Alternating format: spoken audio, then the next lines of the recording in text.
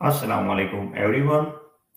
तो हमारा आज का सेशन है हांगकांग में अंडरग्रेड आप फुली फंडेड स्कॉलरशिप पे कैसे कर सकते हैं।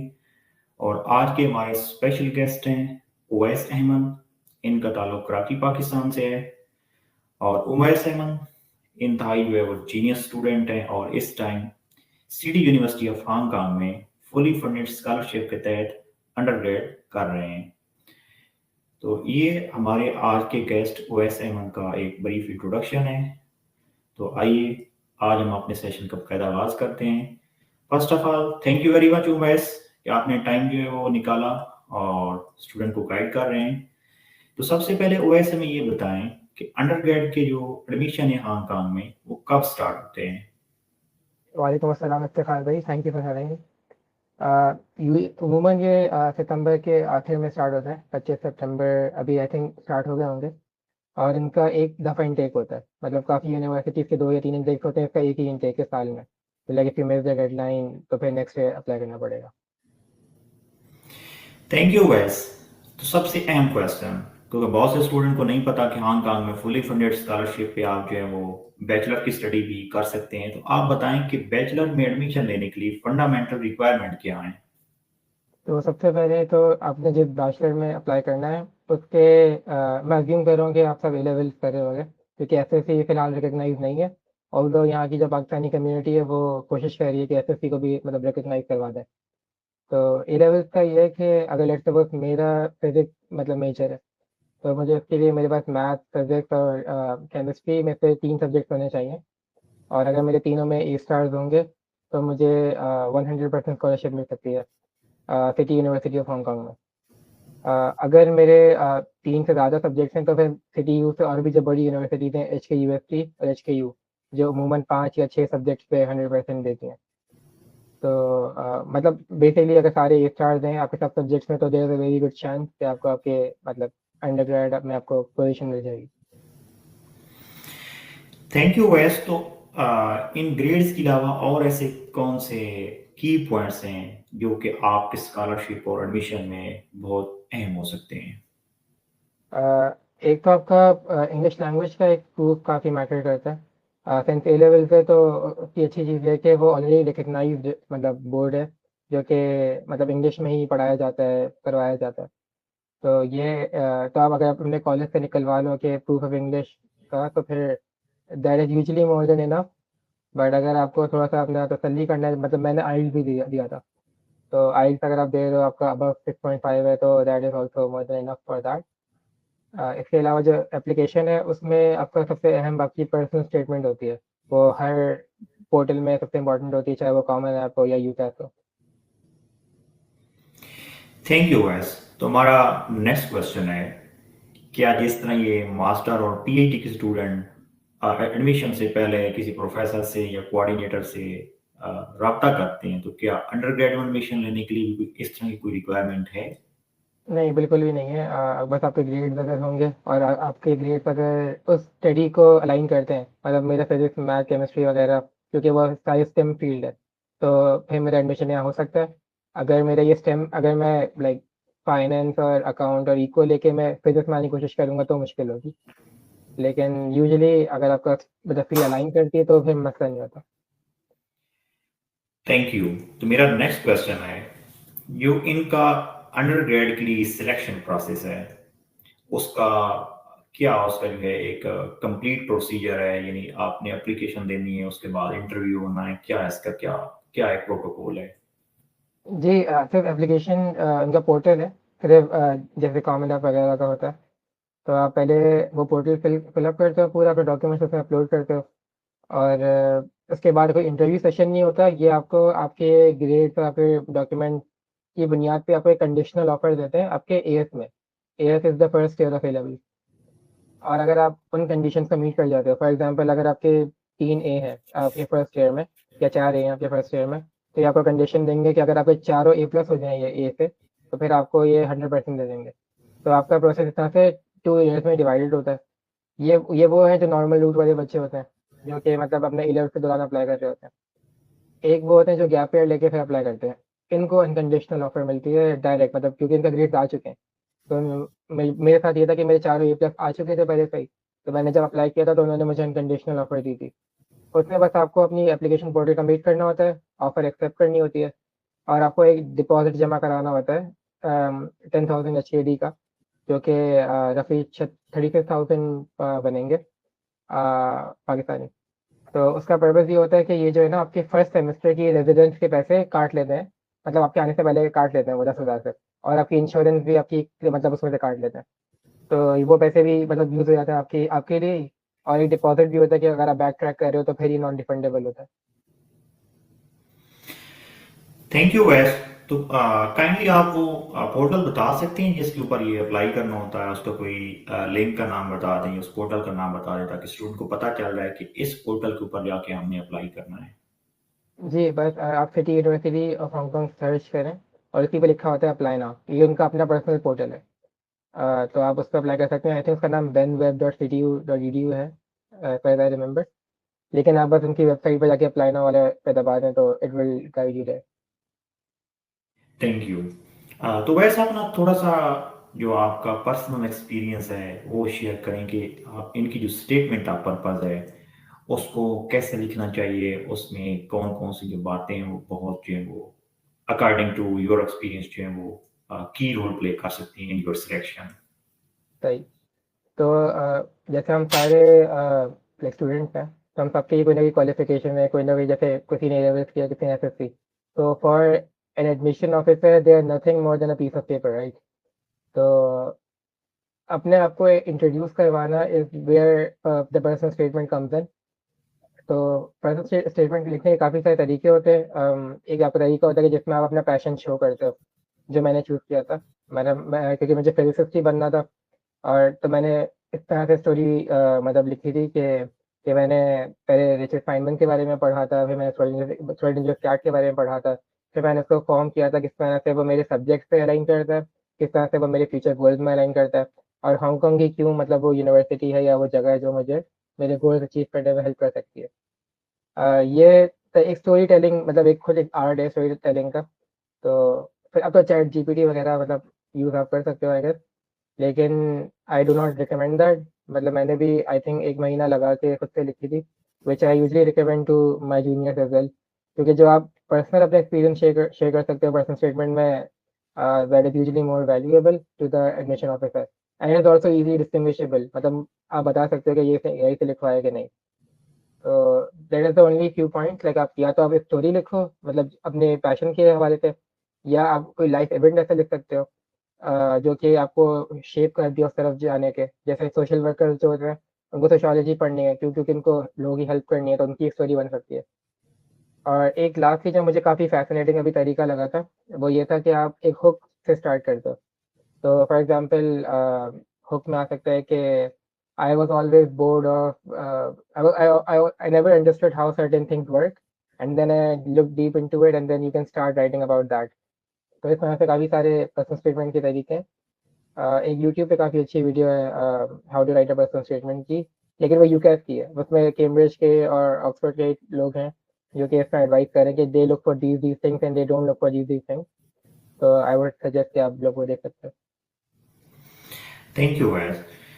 तो ये जो आपका स्कॉलरशिप है अंडर ग्रेड का, तो इसमें क्या क्या चीज़ें जो है वो कवर हैं? हो। मेरी स्कॉलरशिप 100% है, तो सारी ट्यूशन कवर्ड है, और इसके अलावा मुझे ईयरली 30,000 HKD मिलता है। तो 30,000 HKD में 9 मंथ ऑफ रेजिडेंस कवर होती है। समर इंक्लूडेड नहीं होती। लेकिन समर के लिए आप यूजुअली आपको जो है ना उसके अलावा ये लोग जॉब मतलब ऑफर करते हैं सीडी अपने कैंपस में, कहा जो कि आप हर हफ्ते 17 घंटे कर सकते हो। तो यूजुअली हम लोग समर उससे कवर अप कर लेते हैं। अ, इसके अलावा जो हमारी इंटर्नशिप्स है वो विंटर और समर में यूजुअली होती हैं। तो वो अलग एक एक्स्ट्रा सोर्स ऑफ मनी होती है अगर आपको मतलब कुछ अपना एक्स्ट्रा अपने लिए खर्च वगैरह करना है। तो और वो पोर्टफोलियो के लिए भी काफ़ी अच्छा है। हाँ, थैंक यू वैस। तो मेरा यहाँ पे एक और क्वेश्चन भी है, क्या स्टूडेंट जो थोड़े से फिनेंशियली स्ट्रगल कर रहे होते हैं या कोई उनकी और रिस्पॉन्सिबिलिटीज होती हैं, तो क्या वो स्टडी के दौरान कोई पार्ट टाइम जॉब भी कर सकते हैं अपार्ट फ्रॉम समर? जी, तो पार्ट टाइम का ये है कि सीटीयू खुद जॉब्स ऑफ़र करता है। वो आप कर सकते हो, वो सीटीयू का अपना ही पोर्टल है। आप उसमें अप्लाई करते हो, सिंस वो CTU का पोर्टल है, तो उसमें आपकी कोई CV वगैरह रिक्वायर्ड नहीं होती। वो मतलब उनको पता है कि हमारा स्टूडेंट है, और वो काम भी इस तरह का होता है, जैसे इवेंट है, तो इवेंट में अगर उनको टेबल सेट करवानी है, या उनको मतलब पोस्टर्स पेस्ट करवाने, तो बहुत लाइट वर्क होता है, कोई इतना हैवी नहीं होता। और एक अच्छी सैलरी ये लोग पे करते हैं, जिसमें मतलब अगर आपकी 100% स्कॉलरशिप है, तो आप इजीली अपने एक्सपेंसेस कवर कर सकते हो, सिर्फ वो 17 घंटे मतलब काम करके। तो और ये मतलब यूनिवर्सिटी की है, तो आपको बाहर जाने की ज़रूरत भी नहीं है, सर सब यूनिवर्सिटी में ही सारी जॉब्स होती हैं। अब यूनिवर्सिटी से बाहर भी नहीं जाते इनके लिए। तो ये काफ़ी अच्छा सिस्टम है यहाँ का। इसके अलावा जो ऑफ कैंपस जॉब्स हैं, वो कंपेटिटिव होती हैं, उनमें आपको CV वगैरह से अप्लाई करना होता है, क्योंकि अब वो CTU के दायरे में नहीं है। तो एज फार एज आई ना 2024 से पहले ये अलाउड नहीं था कि स्टूडेंट बाहर भी काम कर पाए, बट 2024 के बाद इन लोगों ने NOL निकाला था। NOL का मतलब होता है नो ऑब्जेक्शन लेटर। हम्म। तो आप इंटरनेशनल स्टूडेंट्स के पास नो नो ऑब्जेक्शन लेटर है, तो अब वो लोग बाहर भी मतलब जॉब कर सकते हैं। आई थिंक ये अक्टूबर में ही दोबारा रिव्यू हो गई है, अभी अक्टूबर में, और ये बताएंगे कि इसको आगे अगले साल एक्सटेंड करना है कि नहीं, लेकिन फिलहाल कर सकते हैं। थैंक यू वैस। वैस, क्योंकि आप एक स्टार स्टूडेंट हैं, और आप यहाँ पे ये बताएं कि अगर स्टूडेंट जो है वो क्लास में एक्सेप्शनली परफॉर्म करता है, उसके बहुत अच्छे ग्रेड्स आते हैं, CGPA आते हैं, तो उसको किस तरह के अवार्ड्स मिलते हैं, कोई स्कॉलरशिप, इसके अलावा उसके लिए क्या जो है प्रिविलेजेस होते हैं? तो दो काफ़ी डिस्टिंग्विश्ड अवार्ड्स हैं, एक्चुअली तीन काफ़ी डिस्टिंग्विश्ड अवार्ड्स हैं। एक इनका है HKSAR, जो गवर्नमेंट देती है।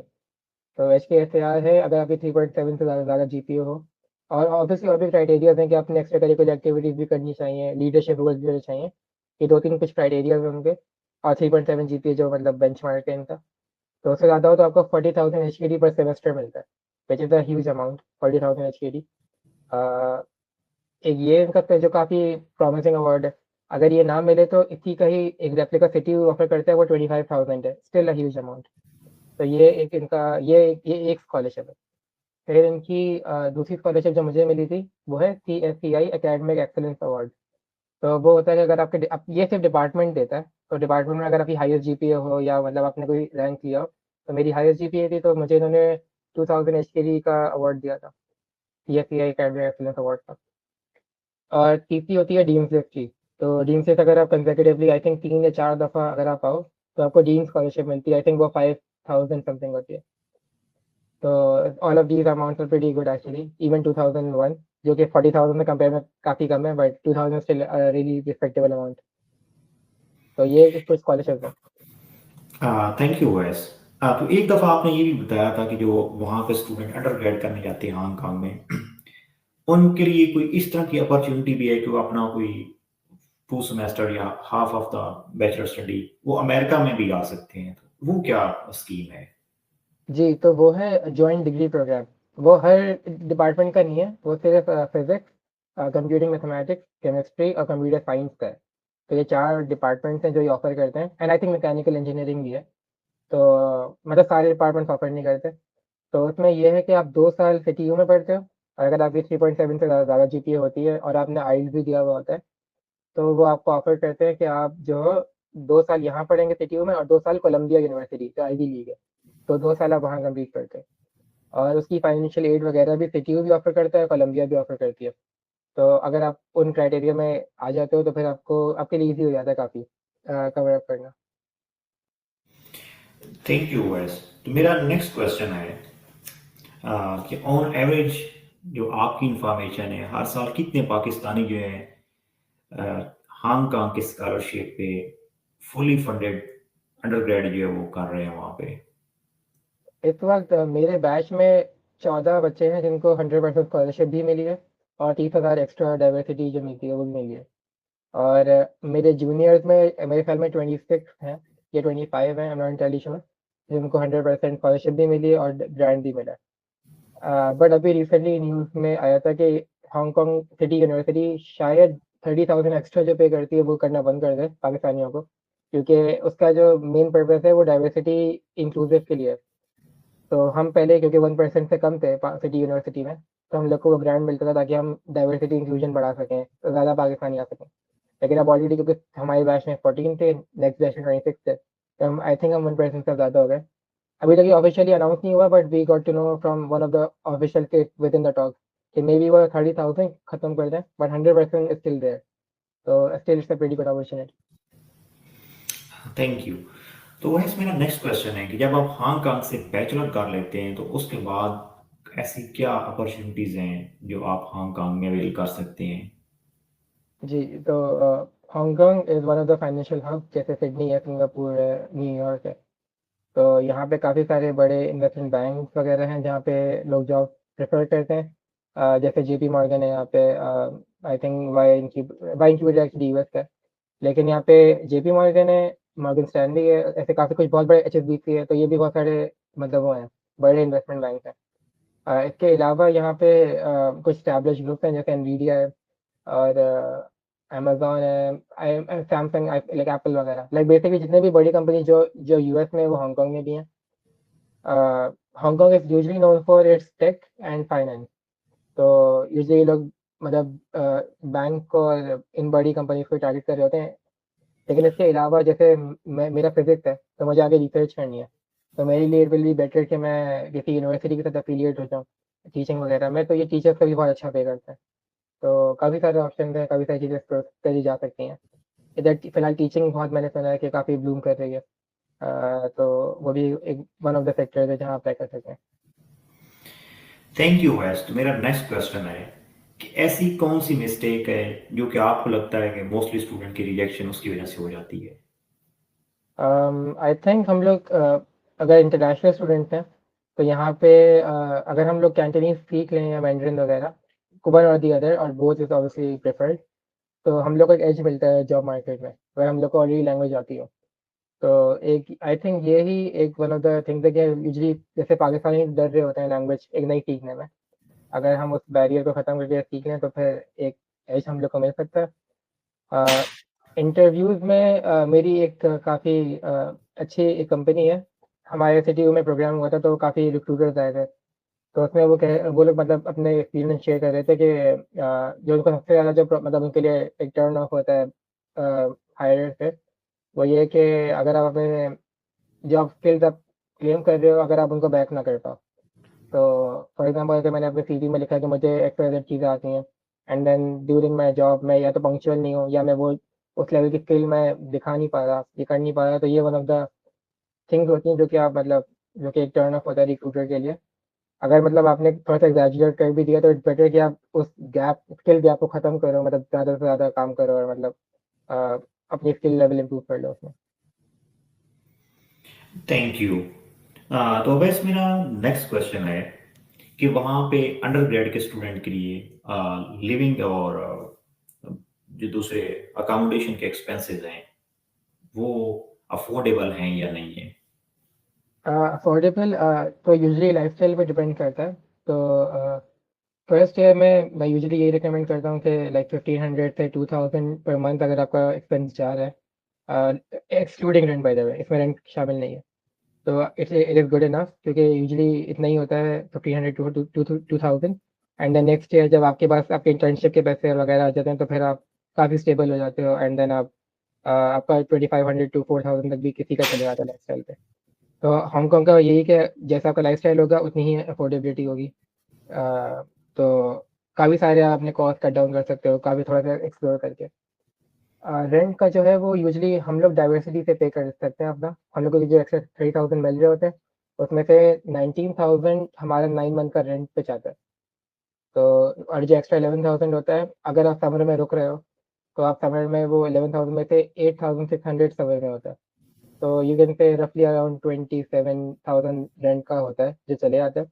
तो अगर आप हर मंथ सिटी यू की जॉब करते रहो, लाइक 70 आवर्स वाली, हर मंथ, तो आप अपने एक्सपेंसेस वहाँ से कवर अप कर लेते हो, और आपका रेंट डाइवर्सिटी ग्रांट से कवर अप हो जाता है। थैंक यू वैस। तो मेरा नेक्स्ट क्वेश्चन है कि हांगकांग में स्कॉलरशिप अप्लाई करने के लिए आपके पास कौन कौन से डॉक्यूमेंट्स हैं वो एडवांस में होने चाहिए? अगर आपने आईएलटीएस या एसएटी दिया हुआ है तो वो फॉर श्योर। इसके अलावा आपकी एकेडमिक ट्रांसक्रिप्ट, ओ लेवल की, ए लेवल की, एकेडमिक ट्रांसक्रिप्ट से आईएलटीएस था, एसएटी था, अ, आपका टीएनआईसी पासपोर्ट, ये तो खैर वीज़ा के लिए भी इम्पोर्टेंट है, टीएनआईसी पासपोर्ट वगैरह। इसके अलावा आपका एक्सेप्टेंस लेटर ऑफ कोर्स, वो भी आपसे काफ़ी रिक्वायर्ड होता है, अगर आपको एक्सेप्टेंस आ जाए तो एक लेटर हमें मिलता है वो। आपका नो ऑब्जेक्शन लेटर, एनओएल वगैरह, वो सब, ये एक्सेप्टेंस लेटर और एनओएल आपको सिटी भी प्रोवाइड करेगा। इसके अलावा I think transcript, files, SAT और आपका I guess this more than enough actually.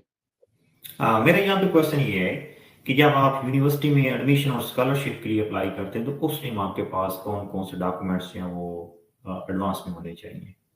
आपका सिर्फ एकेडमिक ट्रांसक्रिप्ट और आपको एक्चुअली सिर्फ एकेडमिक ट्रांसक्रिप्ट ही आपका should be more than enough, और आपका सीएनआईसी और आपका मतलब पासपोर्ट बस। तो इसका मतलब ये हुआ ना कि जब आपने स्कॉलरशिप के लिए एडमिशन के लिए अप्लाई करना है तो एकेडमिक ट्रांसक्रिप्ट, अगर आपने इंग्लिश लैंग्वेज का कोई टेस्ट दिया हुआ है, टोफेल दिया हुआ है या आइल्स दिया हुआ है, वो स्टेटमेंट ऑफ पर्पस और पासपोर्ट, तो ये की डॉक्यूमेंट्स जो आपके पास होने जी चाहिए। इस तरह के कोई डॉक्यूमेंट्स तो रिक्वायर नहीं है, जैसे कोई मेडिकल के टेस्ट हैं या इसके अलावा पुलिस क्लियरेंस सर्टिफिकेट है, तो इस तरह की चीज़ें।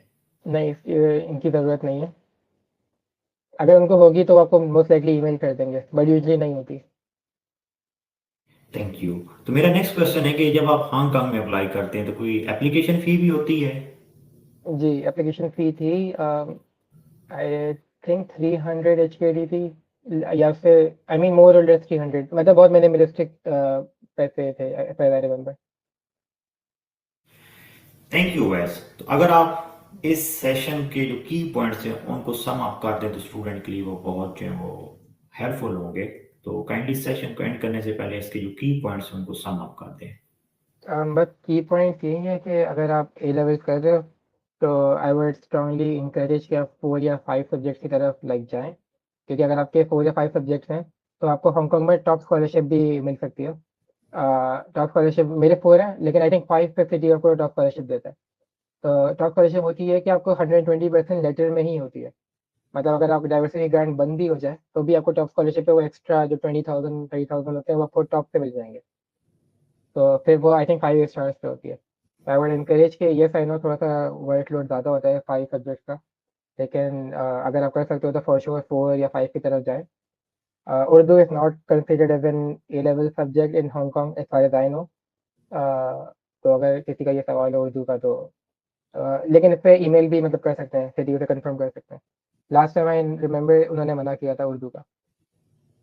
और इसके अलावा यहाँ पे अगर आपको स्कॉलरशिप मिल गई है तो वैसे मतलब लिविंग एक्सपेंसेस मैनेज करना इज़ नॉट दैट हार्ड, अगर आप हर मंथ मतलब थोड़ा-थोड़ा टाइम डेडिकेट कर रहे हो। मतलब अगर आप हर हफ्ते 5 से 8 घंटे या 10 घंटे काम कर रहे हो, 17 की लिमिट है। तो अगर आप 10 घंटे तक काम कर रहे हो तो should be more than enough. और इसके अलावा यहाँ पे स्ट्रॉन्ग पाकिस्तानी कम्युनिटी भी है, बहुत बड़ी मस्जिद है यहाँ पे। तो काफ़ी सारे मतलब एक सेंस ऑफ कम्युनिटी भी है यहाँ पे, तो आपके लिए वो लोनलीनेस वाला फैक्टर भी नहीं होगा। Referring to Pakistani only obviously.